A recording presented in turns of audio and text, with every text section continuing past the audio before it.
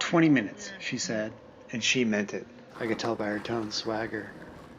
"How long?" I heard a voice. It was either a manly woman or a girly man. 20 motherfuckers! A bead of sweat meandered down my scalp.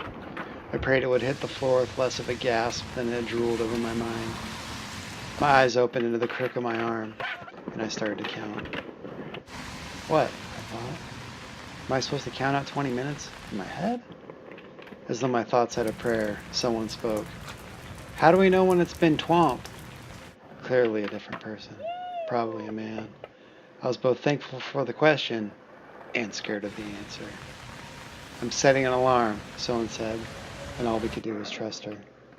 So we waited. It was almost funny.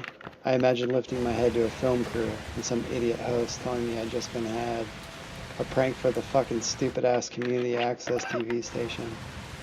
That'd actually be pretty good, I thought. I made a note, mental, to talk to Eddie tomorrow and start filming a pilot that would rightfully soar, yet probably plummet.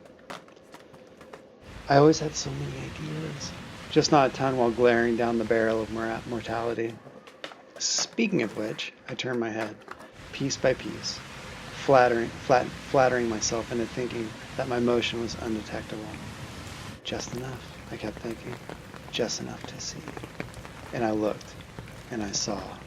It was impossible to tell if they were gone, but one thing I could tell, a few other suckers had ideas similar to my own. Typical.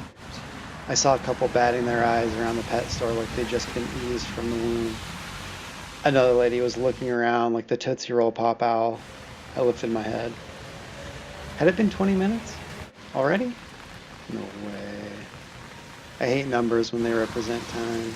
They can never make up their mind. Then, an alarm went off. I guess that was known as 20, I whispered. Then, like the voice of God, someone thundered, "It has not been 20 minutes already!" I looked around confused. "You shall suffer!" Just then a chorus of clicks ran through the store, tiny and innumerous. I looked around in awe as I saw the doors of hundreds of cages swing open.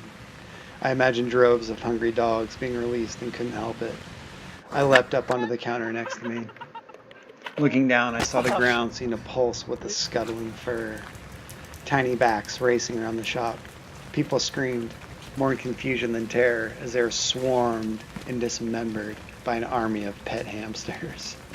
One stopped and looked up at me. I could feel his eyes reading my lifeline. Seeing that I had never kept one of his brethren caged, he ducked back into the flow. I closed my eyes just after a man's arm being yanked from his torso seared itself into my mind's monologue. The end.